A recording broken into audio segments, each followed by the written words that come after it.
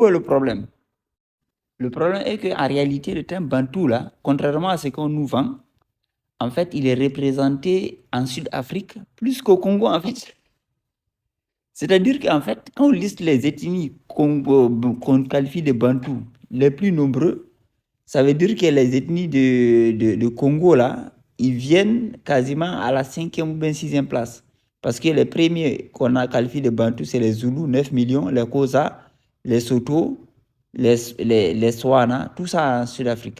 Après, il y a les Makwa, 4 millions à Malawi. On n'est pas encore arrivé au Congo, hein. Les Sona, Zimbabwe, et au Mozambique, les Bemba. Et puis ceux-là, ça c'est Angola. Donc ça veut dire que ça, si on compte, parce que Angola c'est vers ici, ça veut dire que tout ça là, on n'a pas encore touché Congo-Kinshasa. On n'a pas encore touché Congo-Brazza. Ça veut dire que l'essentiel des gens qu'on dit Bantou, en fait, c'est pas des gens de Congo, ni de Congo-Brazza, ni de Congo-Kinshasa. C'est pas si vous voyez le délire. Ça veut dire que l'identité qu'on dit Congo, qu'on dit Bantou, et que bon, en tout cas, nous, le côté Afrique, à partir d'ici, là, à partir du Cameroun jusqu'à devant, là, dans notre tête, quand on dit les Bantous, on entend Congo-Kinshasa, ou bien Congo-Brazza, ou bien Gabon, parfois même Cameroun, ou bien Angola, ou peut-être même Angola un peu, mais c'est surtout Congo qu'on entend, Congo. Vous voyez, non? Et pourtant, en fait, ici, ils ne figurent même pas dans les, c'est-à-dire que dans les groupes représentant cette identité-là. Donc, qu'est-ce qui se passe? En fait, ils nous disent que les gars on pense, quand on dit Bantou, on pense à Congo-Kinshasa, on pense à Congo-Brazza, à Gabon et tout, jusqu'au Cameroun même. Mais en réalité, l'essentiel des gens qu'on dit Bantou, c'est ici en fait. Qu'est-ce qui se passe là? Il y a un truc qui cloche dans cette affaire de Bantou là. Et si vous voyez dans ces cartes-là qu'on nous vend, c'est ça qu'on nous vend généralement, on dit Bantou area. Bizarrement, regardez, c'est centré au Congo. Au Congo, Kinshasa, Congo, Brazza, Gabon et tout, c'est centré là-bas quasiment. Ça qui est déjà totalement faux parce que voilà. Vous voyez ces gens-là, si moi je les avais vus, on n'avait pas mis ça en bas, j'allais penser que c'est des Américains, des Indiens d'Amérique. Je ne sais pas si vous voyez le délire, la tête. Même dans les films, c'est comme ça qu'on représente les Indiens d'Amérique. Hein. Regardez bien, on les appelle les Botswana, les Baswana. En fait, le Botswana, ça vient du nom d'une ethnie en fait. Mais regardez la tête. Ça, c'est des Xhosa en Sud-Afrique.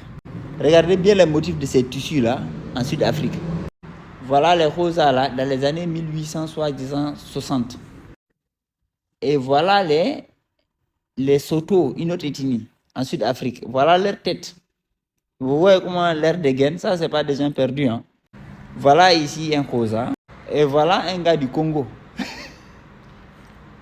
Avec tout le respect. Déjà, les gars du Congo, quand ils vous parlent de leur royaume Congo, c'est-à-dire que normalement, les Botswana, en fait, l'essentiel des Bantous ne sont pas dedans, hein, royaume Congo. Parce qu'ils sont vers Botswana, Sud-Afrique. Tous les ethnies, les 5 à 6 premières ethnies essentiellement qu'on a qualifiées de Bantous, ils sont en bas ici, en fait. Mais eux, là, ils ont leur royaume Congo ici.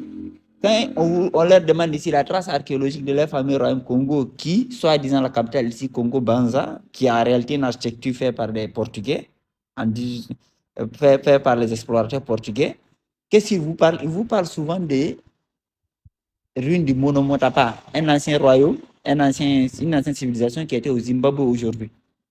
Mais la distance là, entre Congo-Banza et Zimbabwe, là où il y a les ruines de ce fameux truc-là, voilà quelques traces du Monomotapa. Et pour aller vérifier le Monomotapa, il était musulman et parfois chrétien, mais surtout musulman.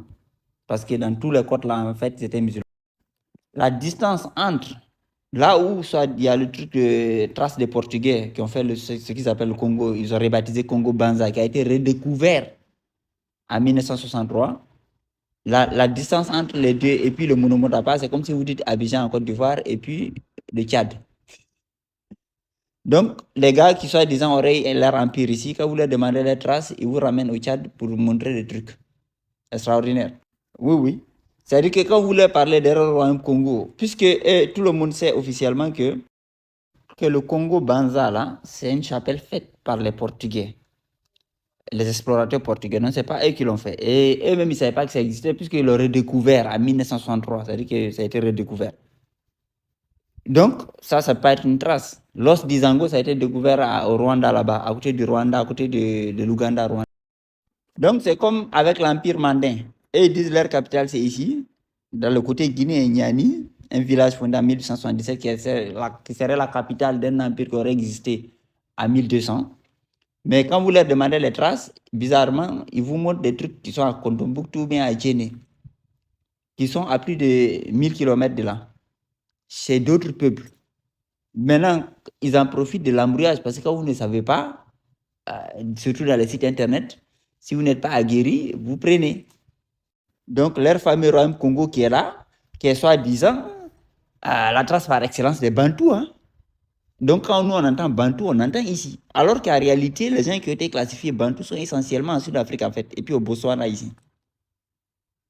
Et maintenant, dans leur histoire, qu'est-ce qu'ils racontent? Ils disent qu'ils ont quitté ici, puisque c'est qu'ils parlent au Congo, là, les gars du Congo, les Congos, là, les Lingala, les Kikongo, là. Oui, c'est quoi les Kikongo? En fait, c'est du grec.